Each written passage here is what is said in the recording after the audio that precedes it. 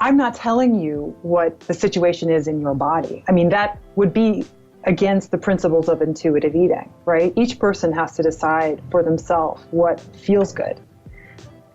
What I do is help you connect with what's actually happening and to start to differentiate between things that are going on that are mental activities and what's actually happening kind of in your body. Oh, I mean, it's just, people like to hear good news about the bad habits. So, I mean, if you want to sell books, you want to make money, do you tell people to eat bacon and butter, or you tell people to eat broccoli? I mean, it's really that simple. You want to sell magazines, what are you going to put on your cover?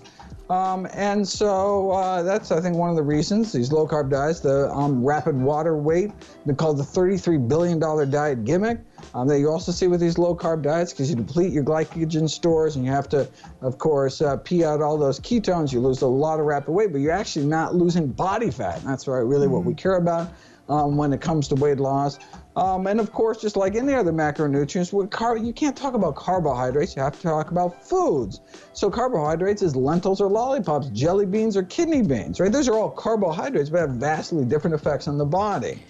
And same thing with protein. Where are you going to get protein? Pork rinds are protein, so are kidney beans. Fat could be lard or it could be walnuts. And so you really can't talk about macronutrients in isolation.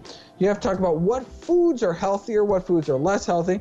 And there are interventional studies. There are studies that actually put this to the test, and you can test, are walnuts healthy or not, period, regardless of their macronutrient makeup. I also think it's the lack of starch. So many people, when they're, quote, being good, they go on a diet and think they're just going to eat fruits and vegetables, which are wonderful. You should eat them every day, whether you're vegan or not. But if that's all you eat, you're going to be hungry. And they forget whole food groups like sweet potatoes and beans and quinoa, and the starch is what creates the satiety. And that's what often I see in people that continue binging is because they're afraid to eat starch. And we've got to change that. And I love what you guys said about this research you did into the hospitals not allowing vegan.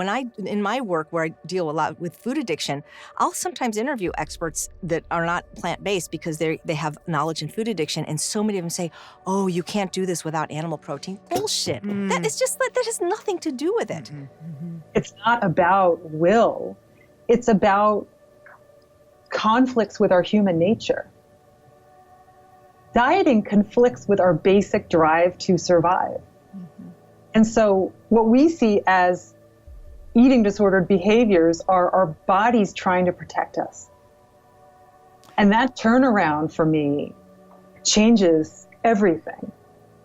The binge in response to the restriction is just the body trying to protect you. It's a completely rational, completely understandable response. If you ask people the question, what's more important, calories in, calories out, remarkably people, in fact, even doctors, you ask doctors that, they say they're equivalent, or exercise is more important, which is blatantly false. I mean, you just think about it. Like in a minute, you could consume hundreds of calories. I mean, whether you're, biting into a donut or something, hundreds of calories per minute, where it can take, you can only burn, some people may only burn 100 calories per hour doing kind of moderate intensity exercises. So you can see how rapidly, if you actually calculated, how many times you'd have to run up and down the Empire State Building to burn off whatever, calorie-dense meal is coming to you, you realize the imbalance and how what we have so much more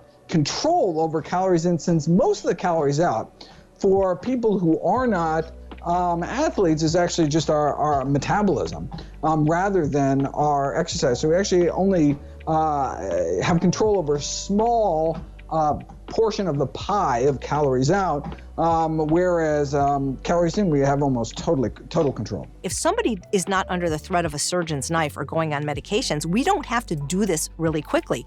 We can start getting some of this whole natural food in them in the form of even things like green smoothies, even if there's a little bit of dates or cocoa powder in them, just to get them their endothelials flooded with these greens so that they start really eating some healthy food. So those are cells. Yeah, exactly. So that they go in there, nourished and nurtured without just changing their diet drastically overnight. And that's what happens around the holidays. People are eating this crappy standard American diet, and then they go on, like a strict weighing and measuring, very restrictive plan. And it's like, oh my God, no, you don't have to do it that quickly, but just start eating more fruits and vegetables right now. Even if you're binging, even if you're eating crap, make a decision that you're going to eat more fruits and vegetables. The more you do it, the more you'll like it. And you're so right, because you said earlier about food cravings. What you eat today, you will crave tomorrow. And that is a fact. So if you eat sugar today, you'll crave it tomorrow. If you eat Brussels sprouts today, you'll crave Brussels sprouts tomorrow. So just find ways to eat more fruits and vegetables, especially vegetables. And this is the best thing I'm going to say. If we're going long periods of time without feeding ourselves, we're going to have erratic thoughts and behaviors about food.